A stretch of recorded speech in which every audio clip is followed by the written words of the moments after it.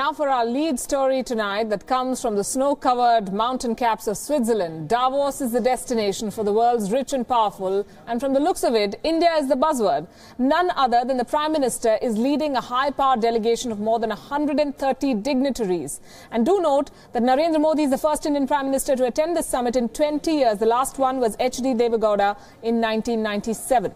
The largest ever corporate contingent, 6 union ministers, 2 chief ministers and several state-level ministers are representing India in Davos. It will be a short visit for the Prime Minister himself. He'll be there just for 24 hours, but he has a long list of engagements planned. He landed a few hours back in Zurich. His first meeting will be a bilateral with the Swiss president.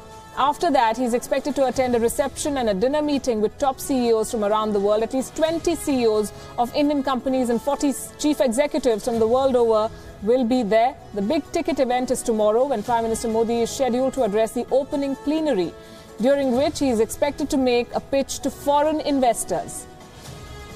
India's External Affairs Ministry has not ruled out an opportunity for pull-asides as happens during these events.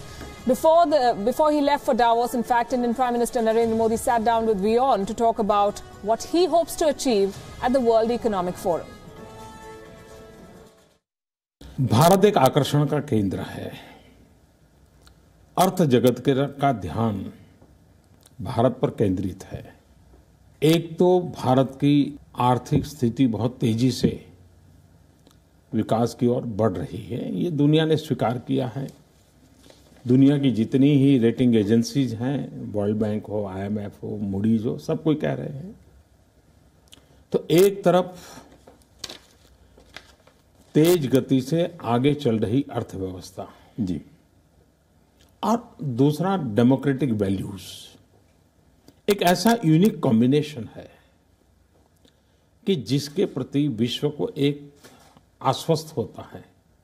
तो भारत के लिए एक बहुत बड़ा अवसर है। दूसरा, भारत एक बहुत बड़ा मार्केट तो है ही है, लेकिन भारत एक बहुत बड़ा डेमोग्राफिक डिविडेंड वाला स्ट्रेंथ है। तो विश्व का आकर्षण होना बहुत स्वाभाविक। और ये हम देख रहे हैं कि FDI आजादी के बाद इतना बड़ा FDI का जंप पहले कभी नहीं हुआ है। जब विश्व का भारत के प्रति इतना आकर्षण है जी, तो स्वाभाविक है कि विश्व भारत से सीधा संवाद करना चाहता है। भारत की नीतियों के संबंध में, संभावनाओं के संबंध में विश्व का ये जगत डायरेक्टली हॉर्सेस माउथ को सुनना चाहता है।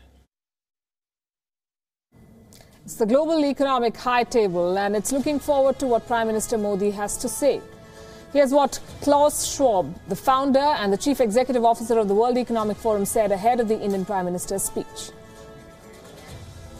The opening speech with Prime Minister Modi shows us the ascension of the emerging countries, and India, of course, as the biggest democracy, soon the biggest in population terms country in the world. It's very crucial for what we are doing here. Then you have Europe, then you have President Trump, but don't forget we also have President Macri here, who comes here to present the G20 agenda. We have Prime Minister Trudeau to talk about the G7 agenda. So it's a multitude of factors, and this makes Davos special. It's at the beginning of the year that you look at the agenda in a multifaceted but integrated way. And bringing us the very latest for WION from Davos is my colleague Sumit Chaturvedi. Let's go straight to him. Good evening, Sumit. What's the buzz on the ground?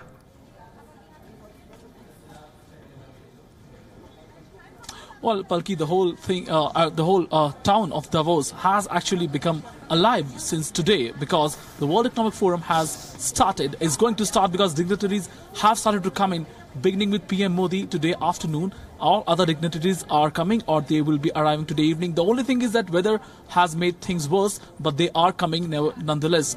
Whole of WTEF is one place which is going to tell the whole world community what the people, dignitaries, world leaders, they are coming together and forming an opinion about how to make the world a better place. It's happening in Davos, which is a ski resort in Switzerland. We all know about that, but weather is making things tougher for administration here as well, which are trying to improve things as quickly as possible. Over the next 2 to 3 days, we will see participation from British PM Theresa May, US President Donald Trump and French President also. PM Modi has already arrived, and we can see Indian CEOs and other Indian dignitaries. They all are talking about the contribution India can make on this global stage. PM Modi definitely is going to showcase India as one investment-friendly destination. He's going to appeal to CEOs to come and invest in India, and he's going to showcase the reforms undertaken in India over the last 3 years. In fact, last week only, FDI reforms were undertaken, and his visit is coming at very opportune time. That's we can say. FM Jaitley, however, has delayed or has cancelled his visit at the last moment because he had to prepare budget back home. But PM Modi is coming with a whole contingent with almost 6 ministers, and today he is going to have a CEO dinner where global CEOs including GM's Mary Barra, Airbus CEO, Hitachi CEO and other big names will be there as well. Back to you, Palki. Right, Sumit, thanks very much. And I can see it's very cold. Hopefully the engaging conversations will heat things up there. Thanks very much for holding fort for us there in Davos. So while India is expected to set the agenda, China is also vying for attention as one of the world's biggest consumer markets. What are the world leaders up to in Davos? Here's more on the power play. A snow-clad Davos is playing host to some of the biggest names from the business world and powerful heads of state. In the past few years, the World Economic Forum has emerged as an incubator of ideas, but people around the world are closely watching this year's summit. The cruel weather isn't stopping some of the most powerful leaders from converging at Davos. The US president is one of them. Donald Trump will be the first American president to attend the Davos summit since Bill Clinton in 2000. A year into his presidency, Trump has been in the news for the wrong reasons. While the Russia investigation remains the albatross around his neck, Trump has been slammed for his America First approach. With the Trump administration cracking down on immigration, the US president is expected to make a push to attract top business honchos to invest in the United States. British Prime Minister Theresa May could also echo similar tones. As negotiations for Brexit continue, the United Kingdom is looking to make new friends. The Brits want to secure fresh trade deals with friendly countries. And the May administration could treat the World Economic Forum as its elevator pitch before the global business community. Observers will also closely watch the moves of French President Emmanuel Macron and German Chancellor Angela Merkel. After the shock Brexit vote, both leaders have emerged as the new voice for the European Union. Merkel and Macron could face an epic clash with Donald Trump due to their competing worldviews. Climate change could emerge as the big sticking point between France, Germany and the United States after Washington decided to walk out of the Paris Accord last year. The theme of this year's summit is creating a shared future in a fractured world. A changing world order is more apparent now, but what remains to be seen is how the existing developed nations will fit in, and the World Economic Forum can give us a few hints. With Sumit Chaturvedi in Davos, Bureau Report, WION. Talk about a shared future. Only 21% of the participants are women. And perhaps in response to such criticism, the 2018 meet, that is this meet, will be chaired exclusively by women. While some call it a symbolic gesture, others hail it as a watershed moment in perceptions of gender and power dynamics. Our next report introduces you to the 7 power women on that panel.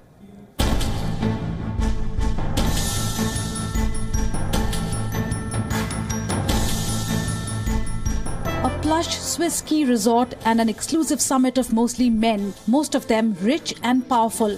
For years, these have been the predictable features of the World Economic Forum. But this year, Davos will be different. The WEF simply announced the names of the 7 individuals who will chair the event. All are women. For the first time in the 47-year history of this elite, high-profile summit, men will be on the sidelines. For years, the World Economic Forum has faced criticism that the conference has lacked female participation.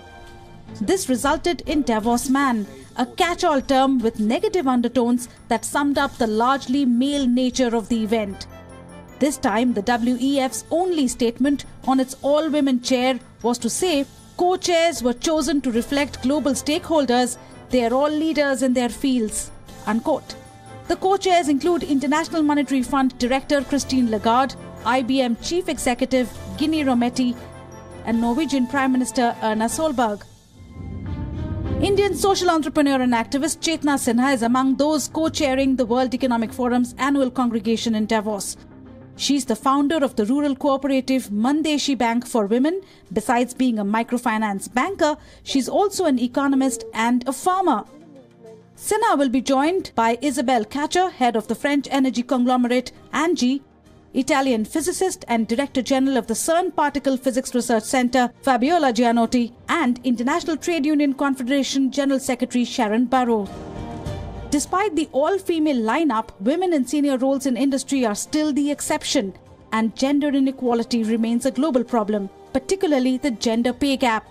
In its annual report recently, the WEF found it will take another 217 years before women earn as much as men and have equal representation in the workplace, revealing an economic gap of 58%. Bureau Report, WION. Long way to go there. Have you ever wondered how much this exercise costs and who pays for it? Membership at an event like Davos costs anywhere between $62,000 to $600,000 depending on the level of engagement. Non-business participants like heads of state, like the Indian Prime Minister, do not have to pay to participate. In 2017, for instance, the summit had a turnover of more than $290 million. The next question is it worth the money? What does the World Economic Forum really achieve? Is it just an expensive junket? This should answer the question. The dirty little secret of Davos is that the sessions in the formal program are not the main draw. It's all about networking. Washington Post, January 2011. Let's make attending Davos as shameful as running a sweatshop.